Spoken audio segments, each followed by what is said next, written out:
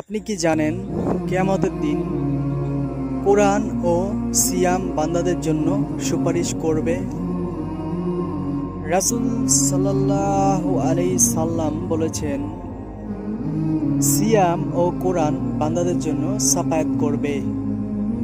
সিয়াম বলবে, হে প্রতিপালক, আমি তাকে দিনে খাবার গ্রহণ করতে বা পবিত্র তাড়না মেটাতে বাধা দিয়েছি, অতএব তার ব্যাপারে আমার এখন শাফাত কবুল করো।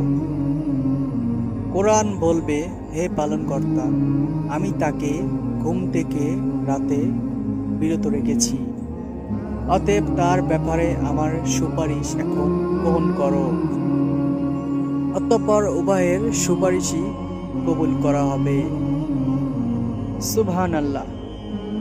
আল্লাহ আমাদের রমজান মাসের সিয়াম কবুল করুন, আমিন।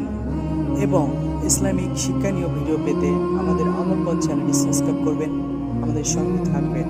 তার সাথে সাথে ইসলামিক ভিডিও প্রচার করতে আমাদের ভিডিওটি একটি শেয়ার করবেন আর কমেন্টে জানাবেন ভিডিওটি কেমন লাগলো। অবশ্যই একটি লাইক করতে ভুলবেন না। আল্লাহ হাফেজ। আজকের মতন এখানেই বিদায় নিচ্ছি।